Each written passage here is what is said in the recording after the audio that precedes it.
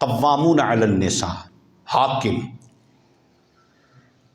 حاکم کا مطلب یہ ہوتا ہے کہ وہ اپنے گھر کو بحیثیت مسلمان اللہ اور اس کے رسول کے طریقوں کے مطابق چلائے گا، یہ ہے حاکم۔ چیزوں کو بیلنس کرے گا، اپنی حیثیت کے مطابق اپنے گھر کو چلانے کی کوشش کرے گا، حرام کا لقمہ گھر میں آنے نہیں دے گا، مشکوک مال سے بچے گا، اور اس کی کفالت میں جتنے لوگ ہیں وہ حرام کا لقمہ کھائیں گے نہیں۔ یہ ہے گھر کا سربراہ۔ اسی طرح پھر ملک کا سربراہ ہوتا ہے، وہ ایک پوری ایک الگ تھیوری ہے جو اسلامک پوائنٹ آف ویو سے بیان کی گئی، لیکن ابھی ہم اپنی ذات کو لیں گے۔ میری کفالت میں جو لوگ ہیں، میری بیوی ہے، میرے بچے ہیں، امی ابو ہیں، جو بھی ہیں، میری بھائی، میری بہنیں، اور میں اگر ان کی کفالت کر رہا ہوں، میں جن جن کا کفیل ہوں میں ان کے ہر ثواب اور ہر گناہ کا جواب دہ بھی ہوں۔ سربراہ اس کو بولتے ہیں۔ فاروق اعظم عمر بن خطاب رضی اللہ تعالی عنہ کا دور حکومت اگر آپ دیکھیں، چند ایک ایگزامپلز کے طور پر، کہ اگر کہیں بھی ظلم ہوتا ہے، کہیں بھی کوئی ناانصافی ہوتی ہے، تو اس کا قصوروار فاروق اعظم اپنے آپ کو خود سمجھتے ہیں، میری وجہ سے ہے۔ ہم ایک گھر کو لیتے ہیں، اولاً میں اپنے گھر کو لیتا ہوں، آپ اپنے گھر کو لیجئے۔ ایک تو ہم گھر کے سربراہ بننے کی حیثیت سے سربراہ ہیں بھی یا نہیں؟ میری کفالت میں جو لوگ ہیں، میری بیٹیاں ہیں، میرے بیٹے ہیں، میری بہنیں ہیں، جو بھی ہیں، ان کی ایکٹیویٹیز کیا ہے، ان پر دیکھنا، ان پر چیک اینڈ بیلنس رکھنا، یہ سربراہ کا کام ہے۔ سربراہ کا قطعاً کام صرف اولاد پیدا کرنا نہیں ہے، سربراہی سب سے بڑی ہوتی ہے اولاد اور اپنے ماتحت ان کی تربیت۔ ہمیں گھٹی میں اسلام ملا ہے، ایمان تو پیدائشی ہے نا ہمارا، ہم مسلمانوں کے گھر میں پیدا ہوئے ہیں، ہم مسلمان ہیں، مسلمانوں کے گھر میں پیدا ہوئے ہیں، ہمارے ابا بھی مسلمان، اماں بھی مسلمان، لیکن ہمارے گھر میں اسلام نہیں تھا۔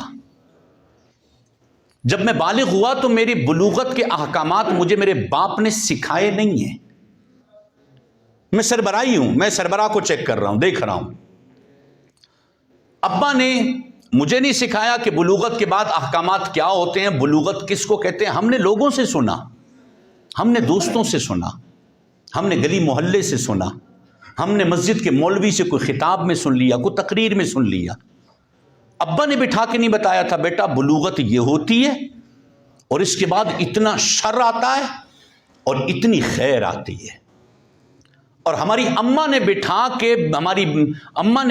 کے ہماری بہنوں کو یہ نہیں بتایا تھا کہ حیض و نفاس ہوتا کیا ہے، اس کی مدت کیا ہوتی ہے، یہ بلڈ ہے کیا، یہ مسئلہ ہے کیا، یہ ایام مخصوصہ کسے کہتے ہیں، شریعت میں اس کا حکم کیا ہے، ماں کو بھی نہیں پتا۔ یعنی اگر اوورال ہم تھوڑا سا جائزہ لیں بحیثیت مسلمان، ہم کسی اور پر کلیم کرنے کی بجائے ہم اپنی دیکھیں کہ ہمارا اپنا سیٹ اپ کس انداز سے چل رہا ہے۔ اور اس کے ساتھ ساتھ اللہ تعالیٰ قرآن پاک میں ارشاد فرماتا ہے، یا ایھا الذین آمنوا قوا انفسکم واہلیکم نارا، اے ایمان والو اپنے آپ کو اور اپنے گھر والوں کو اس آگ سے بچاؤ جس کا ایندھن آدمی اور پتھر ہے۔ قوا انفسکم، اپنے آپ کو بچاؤ۔ پہلے تو اپنے آپ کو بچاؤ نا اس آگ سے کہ جس کا ایندھن آدمی اور پتھر ہیں، پھر اپنی امی کو بچاؤ، ابو کو بچاؤ، اپنی بیگم کو بچاؤ، اپنے بچوں کو بچاؤ جس کا ایندھن آدمی اور پتھر ہے۔ اب سب سے پہلے ہم نے قوا انفسکم، اپنے آپ کو بچاؤ۔ آج میری آپ کی ہماری جتنی بھی ایج ہو چکی ہے، اس ایج تک کیا ہم اپنے آپ کو بچا سکے یا نہیں؟ میں اپنے آپ کو دیکھتا ہوں, میری اپنی پرسنل لائف ہے, ٹھیک ہے میری پرسنل لائف ہے, لیکن کیا میری پرسنل لائف میں دین نہیں ہو سکتا؟ میری پرسنل لائف کے اندر دین نہیں ہے, یا میری پرسنل لائف کے اندر میری فقط وشز ہیں, خواہشات ہیں؟ ہماری زندگی باعتبار مسلمان کے کس لیول پر ہے, ہم اس کو سمجھنے کو بھی تیار نہیں ہیں, اور اس کا وقت بھی شاید ہمارے پاس اس موجودہ ترقی یافتہ دور میں ہمارے پاس اس چیز کے سوچنے کے لیے وقت بھی نہیں ہے.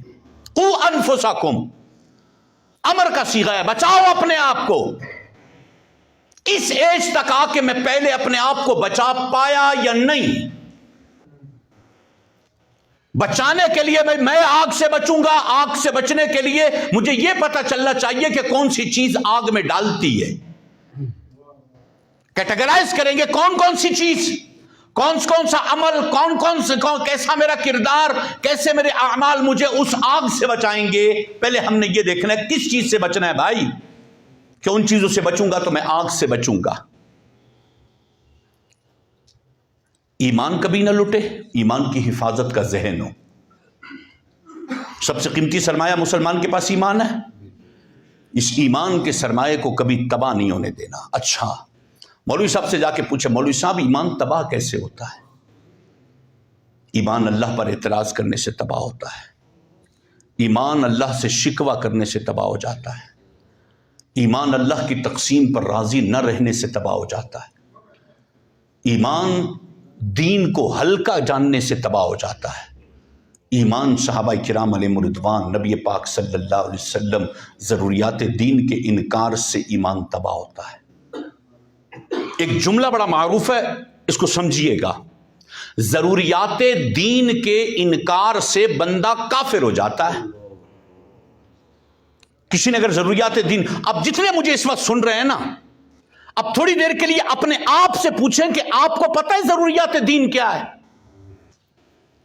ضروریات دین کے انکار سے بندہ دائرہ اسلام سے خارج ہو جاتا ہے. پھر اللہ اس بندے کے لیے رحیم نہیں ہے, پھر بخشش بھی نہیں ہے, پھر معافی بھی نہیں ہے, پھر اس کے علاوہ جنت بھی نہیں ہے, کچھ سافٹ کارنر پھر نہیں ملے گا اگر ایمان چلا گیا تو. اور ایمان سلب ہوتا ہے ضروریات دین کے انکار سے. اب اس ایج تک پہنچنے پر کیا ہمیں آج تک یہ پتا چلا, یا ہم نے پڑھا, یا ہم نے کسی سے جا کے سیکھا کہ حضور والا مجھے یہ تو بتائیے کہ ضروریات دین کہتے کس کو ہیں؟ ہم میں میجورٹی ایسی ہے جس کو یہ پتہ ہی نہیں ہے کہ ضروریات دین ہے کیا. اب ہم اپنے کپڑے اپنے اندر جھانک کے دیکھتے ہیں, اپنے گریبان میں جھانک کے دیکھتے ہیں. ہمیں جب اس چیز کا ادراک ہوگا نا کہ یہ چیزیں ایمان کو تباہ کرے گی, یہ چیزیں ایمان کو بچائے گی, اس سے قرآن کریم فرقان حمید میں پروردگار عالم نے فرمایا وَهَدَيْنَاهُ النَّجْدَيْنِ, دونوں راستے بتائیں, یہ کفر والا ہے, یہ ایمان والا ہے, تمہاری مرضی ہے, تم جس پر چلو, جس پر چلو گے اس کا حساب دو گے, جس پر بھی چلو گے. اب ہمیں بنیادی طور پر تو اولاً پہلی گفتگو جو ہماری ایمان پر ہے, ضروریات دین پر ہے, بنیادی جو گفتگو ہے جس سے ہمارا ایمان بچے گا. بقیہ قو انفسکم تو بعد میں, ہمارا اپنا ایمان تو بچے پہلے. ہم کسی ایک سائیڈ پہ پہلے تو ہو جائیں کہ اب ہمیں پتا چلا ایمان یہ ہے, اور ایمان ان چیزوں سے ختم ہو جاتا ہے. یہاں ہمارا نالج یہاں کتنا ہے؟ ہم نے بڑی فیس بک دیکھی, سوشل میڈیا ہمارا بہت ہم دیکھتے ہیں, یہ زندہ باد مرد آباد کے نعرے بھی بڑے لگتے ہیں, بہت زیادہ اویئرنس ہے کہاں پر کیا ہو رہا ہے, کہاں پر کیا ہو رہا ہے, جس کا خدا نے پوچھنا نہیں ہے. اللہ آپ سے یہ نہیں پوچھے گا کہ فیس بک میں آپ نے فلاں فلاں فلاں فلاں فلاں ملک میں کیا ہو رہا ہے, یا فلاں کنڈیشن کیا ہو رہی ہے, آپ نے کیا کیا, وہ ایک الگ میٹر ہے. لیکن پہلے پروردگار عالم ایمان کا تو پوچھے گا. ایمان کیسے چھنتا ہے, ایمان کے لوازمات کیا, ایمان کے تقاضے کیا, ان سب کو سامنے رکھتے ہوئے ہمارے غباروں میں ہوا بہت بھر گئی ہے. ہم سمجھتے ہیں کہ بس ہم مسلمان ہو گئے. پروردگار عالم نے حضرت انسان کو جھنجھوڑ کے کہا ہے, الف لام میم احسب الناس ان یترکوا ان یقولوا آمنا وهم لا یفتنون. الف لام میم, کیا انسان اس گھمنڈ میں ہے کہ بس ایمان لے آیا, کلمہ پڑھ لیا, مسلمان ہو گیا, امتحان نہیں ہوگا، تکلیف نہیں آئے گی، اذیتیں نہیں آئے گی، ایمان کو بچانے کے تقاضے نہیں آئیں گے، امتحان میں بندہ نہیں ڈالا جائے گا، ضرور ڈالا جائے گا۔ صرف اس بات پر اکتفا نہیں ہے کہ ہم نے کلمہ پڑھ لیا، مسلمان ہو گئے تو دیٹس آل، بس بات ختم ہو گئی، اب ہم بخشے بخشائے ہیں، نہیں۔ اولاً ایمان کی حفاظت کی فکر ہونی چاہیے، ایمان کی قدر ہو اور ایمان کی حفاظت کی فکر ہو، اور اس کے بعد پھر یہ ہو کہ مجھے کون سی چیزیں دوزخ میں لے جائیں گی۔ اچھا، موٹی موٹی چیزیں ہمیں بھی پتہ ہے، جھوٹ بندے کو دوزخ میں لے جاتا ہے، یہ پتہ ہے، ہر مسلمان کو پتہ ہے، جھوٹ بندے کو دوزخ میں لے جائے گا، غیبت بندے کو دوزخ میں لے جائے گی، سود بندے کو دوزخ میں لے جائے گا، اللہ کی نافرمانی بندے کو دوزخ میں لے جائے گی۔ اچھا، یہ ساری موٹی موٹی وہ باتیں ہیں کہ جس کے لیے کوئی تفسیر پڑھنے کی ضرورت نہیں ہے، یہ ہر مسلمان کو پتہ ہے۔ حرام دوزخ میں لے جائے گا، سود دوزخ میں لے جائے گا، جھوٹ دوزخ میں لے جائے گا، اللہ کی نافرمانی دوزخ میں لے جائے گی، اللہ کے محبوب کی نافرمانی دوزخ میں لے جائے گی، گندے عمل دوزخ میں لے جائیں گے، گندے کردار دوزخ میں لے جائیں گے، یہ سب کچھ ہمیں پتہ ہے۔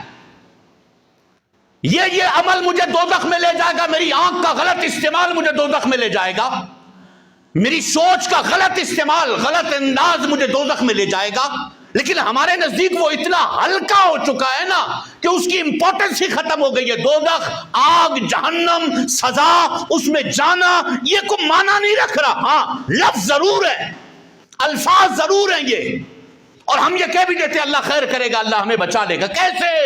رب نے نظام بنایا، قرآن اتارا، ہماری تربیت کی، نبی پاک صلی اللہ علیہ وسلم نے ہماری تربیت کی، یہ عمل ہے، کرو گے تو دوزخ میں جاؤ گے۔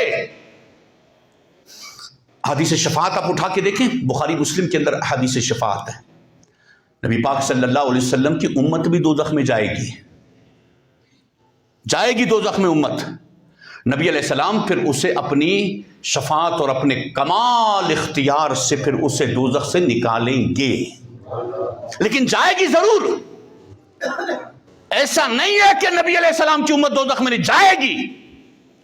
اب کتنے عرصے بعد حضور نکالتے ہیں، وہ بھی شرط ایمان پر، ایمان سلامت لے کر گئے تو حضور نکالیں گے، ورنہ نہیں۔ اگر ایمان سلامت نہیں ہے تو پھر حضور کی شفاعت نہیں ملے گی، نہ خدا دوزخ سے نکالے گا، نہ رحمان دوزخ سے نکالے گا، نہ محبوب شفاعت کریں گے۔ شفاعت تو ہے ہی ایمان والوں کے لیے۔ ایمان سلامت جائے گا، زنا کرنے سے ایمان تباہ ہو جاتا ہے۔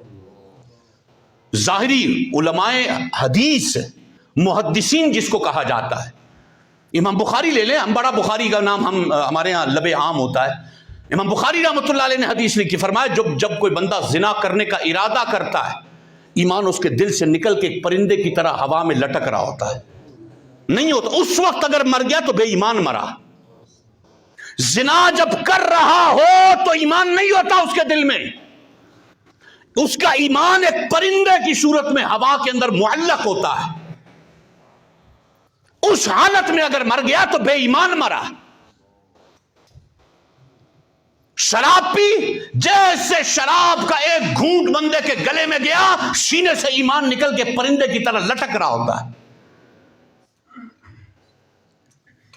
سود کھایا، کسی کا حق کھایا، سینے میں ایمان کا نور رہتا نہیں ہے، اور مرتے وقت ایمان چھن جاتا ہے۔ فقیہ ابو اللہ سمرقندی رحمۃ اللہ تعالی علیہ کی اب کتابیں پڑھیں، حرم کعبہ میں، کعبۃ اللہ شریف کے اندر، کعبۃ اللہ شریف کے امام تھے کعبے کے، اور 70 سال کعبے میں امامت کی ہے، 70 سال کعبۃ اللہ شریف میں امامت کی ہے۔ آخر جب مرنے کا وقت آیا تو عیسائی ہو کے مرے۔ لوگوں نے ان سے جا کے ان کے گھر والوں سے پوچھا، آخر جب نزاع کا وقت آیا نا تو اس سے پہلے وہ اس کی زبان پر جاری ہوا، میں عیسائی ہوں، میں عیسائی ہوں، میں عیسائی ہوں۔ امام کعبہ، جب ان کے گھر والوں سے پوچھا گیا نا کہ آخر ہوا کیا تھا، کہا تھا بس اس امام صاحب کو ایک لڑکی پسند آ گئی تھی، اور یہ اس لڑکی کو دیکھتے تھے۔ فقیہ ابو اللہ سمرقندی رحمۃ اللہ علیہ نے لکھا ہے بس اس لڑکی کو دیکھنے والے گناہ کی وجہ سے ایمان چھن گیا.